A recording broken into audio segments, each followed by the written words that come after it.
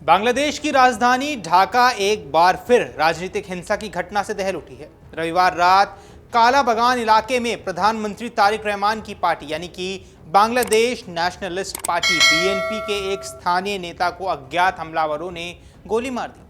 ये घटना भी ऐसे समय पर हुई है जब तारिक रहमान के नेतृत्व में बीएनपी ने हाल ही में बड़ी चुनावी जीत दर्ज की है और सरकार बनाई है। सत्ता संभालने के कुछ ही दिनों बाद हुई इस गोलीबारी ने देश की कानून व्यवस्था और राजनीतिक स्थिरता पर एक बार फिर से सवाल खड़े कर दिए हैं। नमस्कार, आप देख रहे हैं अमर उजाला। मैं हूं आपके साथ साहिल सुयाल। दरअसल स्थानीय मीडिया रिपोर्ट्स की माने तो काला बगान वार्ड 16 बीएनपी के संयुक्त महासचिव शफीकुर रहमान जो कि 55 साल के हैं, उनको पुलिस स्टेशन के पास स्थित एक शू मार्केट के सामने गोली मारी गई। घटना उस समय हुई जब वे अपने काम से जुड़े सिलसिले में वहां मौजूद थे।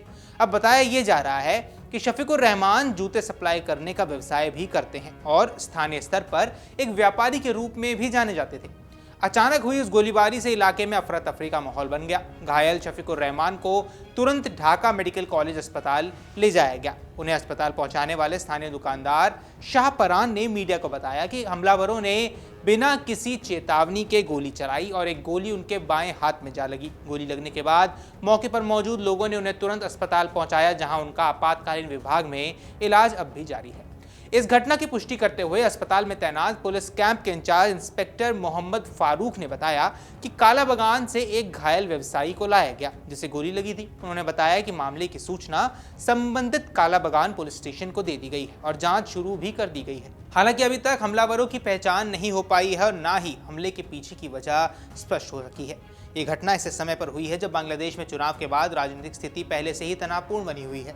स्थानीय मीडिया का दावा है कि पिछले सप्ताह देश के 5 जिलों में चुनावी नतीजों के बाद हिंसा की कई घटनाएं भी सामने आई थी, जिनमें 9 लोग घायल हुए थे और एक घर को आग के हवाले भी कर दिया गया था, जिससे साफ है कि चुनावी माहौल के बाद भी राजनीतिक प्रतिद्वंद्विता और गुटबाजी अब भी थमी नहीं है।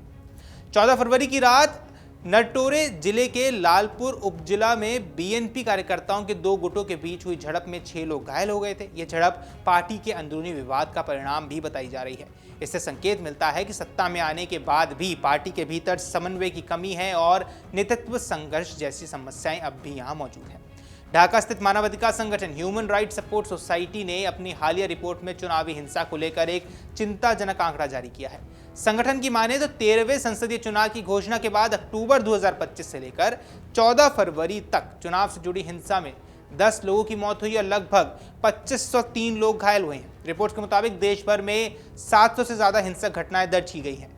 अब इसी की रिपोर्ट में यह भी बताया गया है कि इन घटनाओं के दौरान 34 लोगों को गोली लगी, जबकि 500 से ज्यादा घरों, वाहनों, व्यावसायिक प्रतिष्ठानों, निर्वाचन कार्यालयों और पोलिंग सेंटरों में तोड़फोड़, लूटपाट और आगजनी की घटनाएं हुई हैं। यह आंकड़ा यह भी दर्शाता है कि चुनावी प्रक्रिया के दौरान और उसके बाद हिंसा का स्तर कितना गंभीर बना रहा है।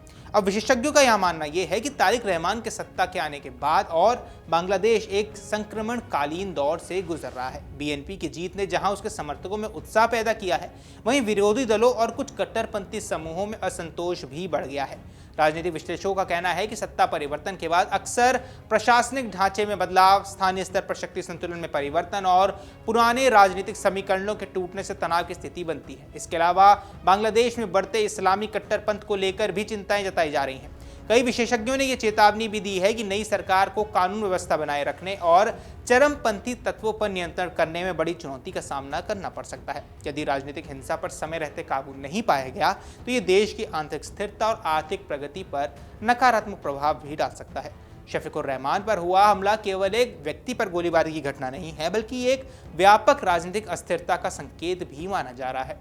राजधानी ढाका जैसे संवेदनशील और महत्वपूर्ण शहर में इस प्रकार की घटना होना सुरक्षा व्यवस्था पर भी सवाल उठाता है। पुलिस ने जांच शुरू कर दी है और आसपास के सीसीटीवी फुटेज खंगाले जा रहे हैं, लेकिन अभी तक किसी की गिरफ्तारी की सूचना नहीं मिली है। आने वाले दिनों में यह देखना महत्वपूर्ण रहने वाला है कि सरकार इस तरह की घटनाओं से कैसे निपटती है। क्या वहां सख्त कार्रवाई कर हिंसा पर अंकुश लगाया जाएगा या राजनीतिक टकराव और ज्यादा बढ़ जाएगा। फिलहाल ढाका में हुई ये गोलीबारी बांग्लादेश की राजनीति में उभरती नई चुनौतियों का प्रतीक बनकर रह गई है। देश की जनता और अंतर्राष्ट्रीय समुदाय दोनों की नजर अब इस बात पर टिकी हुई है कि नई सरकार कानून व्यवस्था और राजनीतिक स्थिरता को बहाल करने में कितनी सफल होती है। बाकी आपकी जो कुछ भी इस पर राय है हमें कमेंट सेक्शन पर जरूर बताएं। फिलहाल के लिए इस वीडियो में इतना ही।